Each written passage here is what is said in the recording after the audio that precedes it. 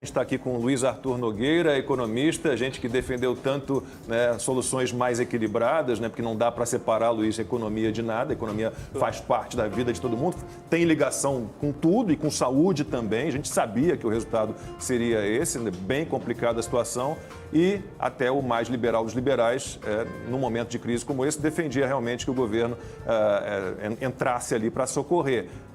Te surpreende? Não, né? Um resultado que a gente já esperava, né? É esperado, Lacombe. O auxílio emergencial, na verdade, salvou o Brasil de um caos econômico e social. Se não tivesse o auxílio, a gente estaria debatendo hoje pessoas desesperadas nas ruas, onda de saques, panelas vazias, geladeiras vazias. Então, o auxílio foi fundamental para manter a tranquilidade e garantir que agora a gente tem um clima social para a retomada da economia.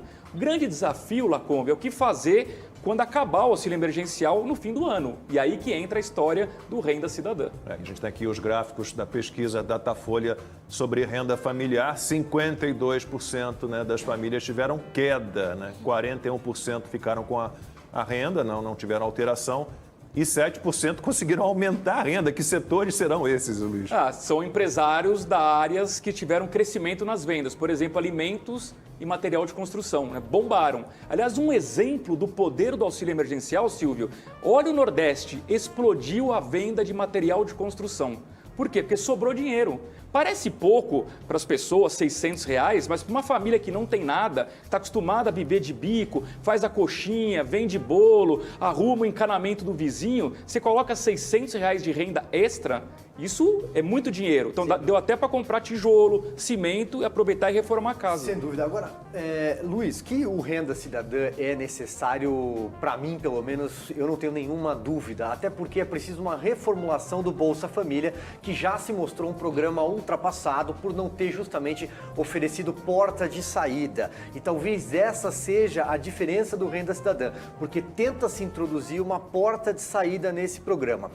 Porém, há uma discussão dentro do governo evidente de que não tem dinheiro para fazer um programa desse tamanho. Você é economista, você vai poder explicar para quem está nos assistindo um pouco mais didaticamente como não tem dinheiro hoje para isso. E a notícia do dia é que parte desses recursos sairia do Fundeb, o Fundo da Educação, que foi inclusive reformulado pelo Congresso Nacional recentemente. Eu queria saber o que você acha de retirar dinheiro do Fundeb para esse programa e que outras saídas o governo poderia adotar, já que o Renda Cidadã é sim necessário. Então, Silvio, boa pergunta. São duas ideias, né? Tirar 5% do Fundeb e dar o calote em precatórios, né? A parte dos precatórios, eu sou totalmente contra, só para explicar para o público, precatório é aquela decisão da Justiça que obriga o governo a pagar e não tem mais discussão. Não tem mais recurso, tem que pagar. Tem que pagar. Quando você adia isso, você está adiando o problema para o futuro e cá entre nós não é justo com quem ganhou na Justiça o direito de receber.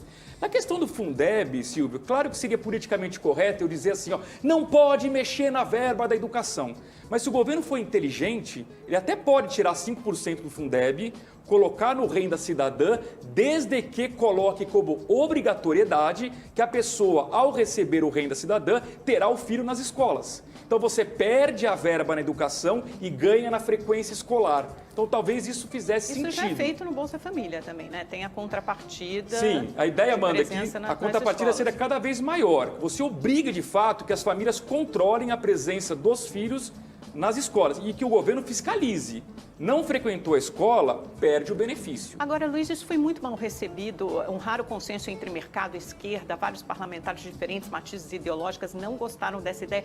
Muitos disseram que era uma contabilidade criativa, uma pedalada fiscal, o uso dos precatórios, que é uma dívida que o governo tem com o cidadão, então, na prática, o governo só está rolando essa dívida com correção monetária, isso vai aumentar o estoque da dívida. Minha pergunta é o seguinte, essa política liberal do Paulo Guedes, ela ainda faz sentido nesse contexto pós-pandemia em que o cidadão precisa mais do Estado? Porque vários bancos, eu recebo os relatórios por WhatsApp, dizem que é uma goteira no teto de gastos, enxergam o risco de cair o teto de gastos ou que ele tenha que ser rediscutido ou flexibilizado Para agora, para esse momento de crise, como você vê essa questão? Olha, Amanda, na crise foi importante o Paulo Guedes ser menos liberal, entre aspas, e entender que o governo tinha que ajudar a população. Como eu mostrei aqui, o auxílio emergencial evitou o caos.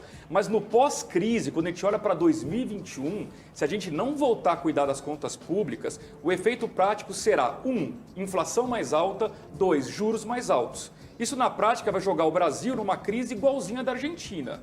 Então, assim, ou a gente encara o problema de que é inviável no Brasil ter eternamente um auxílio emergencial de R$600, ou a gente vai colher essa crise econômica no ano que vem. Então, respondendo a tua pergunta, neste ano, intervenção do governo foi importante. No ano que vem, é importante a gente tirar um pouco o pé do governo e voltar a fazer a política liberal para enxugar os gastos. E aí, talvez, o ponto falho nessa discussão de onde virá o dinheiro do renda cidadã seja exatamente a questão assim, por que o governo não enxuga gastos?